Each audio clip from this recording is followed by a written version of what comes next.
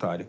Eu queria tratar um pouco da reforma tributária, agora que me chama a atenção na importância do imposto de valor agregado, que era para simplificar as regras do sistema, para acabar com a cumulatividade dos impostos, que era algo muito prejudicial à competitividade do Brasil, e para taxar mais a renda e menos o consumo. Então, tinham três coisas muito positivas na ideia da reforma tributária, né?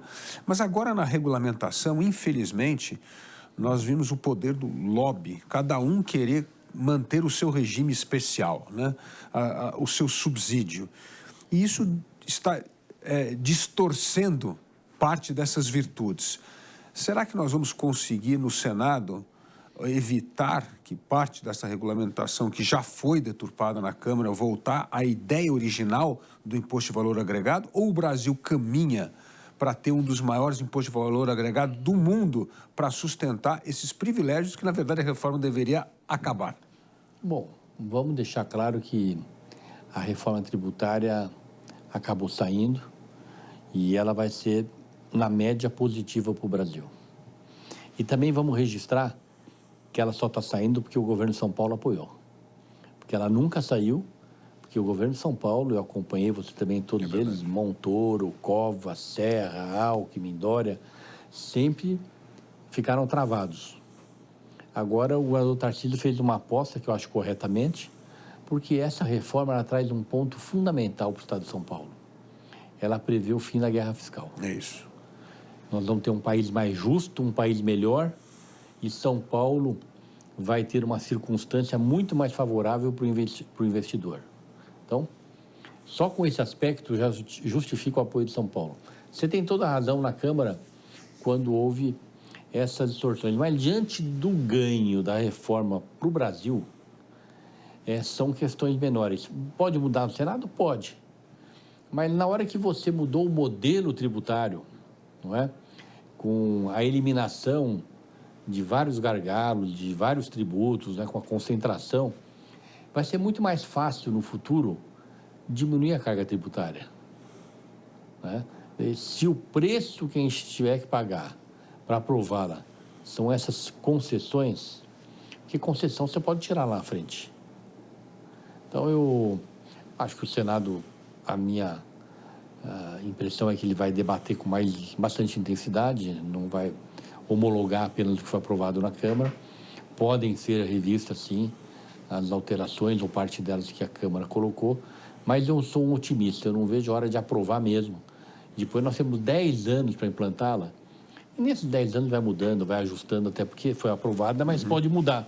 Mas vai mudar aperfeiçoando, nunca regredindo. Acho que o grande avanço foi a eliminação de vários tributos, a simplificação, e isso vai ajudar muito a segurança para o investidor. E nesse período de transição, é uma transição relativamente longa, nós não podemos ter muito contencioso? Não é, não. É longa para nós, né, seres humanos que vão viver 120 anos. Vocês já estão aí. Você vai viver mais, você vai viver 140. Você é um super Pelo amor de atleta. Deus. Mas não é, 10 anos é mais do que razoável, né? Diante da dimensão das mudanças. Secretário, outra questão importante que vem ocorrendo agora é a renegociação das dívidas dos grandes estados, né? Um projeto que também surgiu no Senado e parece um pouco fora de foco nesse momento, né? Porque, na verdade, São Paulo tem uma dívida grande, mas tem receita para conseguir honrar os seus pagamentos, né? A questão do Rio Grande do Sul acabou tendo aí um período de 3 anos de carência para poder ajudar a reconstruir o Rio Grande do Sul após a tragédia das enchentes, né? Então, praticamente, o Rio de Janeiro, eu chamo de incompetência administrativa total, porque tinha SEDAI agora, inclusive, para... Torraram todo o dinheiro. Torraram todo o dinheiro, né? Então, aí é populismo, aí é outra história, que é outro mal que nós temos que combater. E tem a questão de Minas Gerais. Minas Gerais, principalmente porque tem uma resistência muito forte na Assembleia Legislativa de aprovar a privatização das empresas como o CEMIG. Como é que você vê essa questão que pode ter um impacto fiscal gigantesco no momento em que o Brasil já está com uma fragilidade fiscal, né? Estimado 28 bilhões de reais de impacto fiscal, no momento que a gente mal está conseguindo atingir o equilíbrio fiscal, ou seja... Bom, o tempo mostrou que as negociações foram mal conduzidas. Essa é a realidade do dia de hoje. São Paulo, por exemplo, eu era deputado estadual na época. E o Fernando Henrique e o Mário Covas conduziram muito bem e resolveram São Paulo. Tanto é que São Paulo está de pé. Quando o Covas assumiu o governo, você lembra disso? O Estado de São Paulo, o governo do Estado, estava numa situação muito difícil. É verdade. Muito difícil. Aí o Fernando Henrique, o Mário Covas se entenderam, envolveu o Banespa, Sabesp, um monte de intervenções que resultaram em algo muito saudável para o Estado de São Paulo, que está pagando até hoje. Não é? Então, o que precisa, e a gente tem que falar com o brasileiro, se a gente pensar só em São Paulo, é encontrar um caminho para esses estados. Mas é evidente que quando você encontra o caminho, eu vi outro dia uma entrevista do governador do Piauí, e correto, aliás, eu fiquei muito bem impressionado, parecia uma pessoa bem preparada, e ele dizendo que, poxa, mas tem os estados que estão cumprindo, né, com seus compromissos, não é? Mas agora, como é que você vai dar para quem não está cumprindo e não dá para quem está cumprindo? Então, eu acho que tem que encontrar um ponto de equilíbrio, mas falo com o brasileiro, como é que pode um estado como Minas Gerais quebrar? Como o Rio de Janeiro quebrar? Mas tem que encontrar uma solução que seja nacional. Eu entendo que é necessário fazer essa solução, né? Construir essa solução, em especial para Minas e para o Rio, mas dentro de uma solução nacional que traga recursos para todos. Né? Já que vai se encontrar, porque vai sair caro para o Tesouro. Não é? Se resolver em Minas do Rio. Então, que saia um pouco mais caro para, afinal de contas, também atender e prestigiar, senão vai ser um incentivo. Se quem está regularmente com as suas intervenções, seus pagamentos regulares, se for punido não recebendo recursos, que vantagem Maria leva? Que vantagem o Estado leva de estar em dia com seus pagamentos? Exatamente.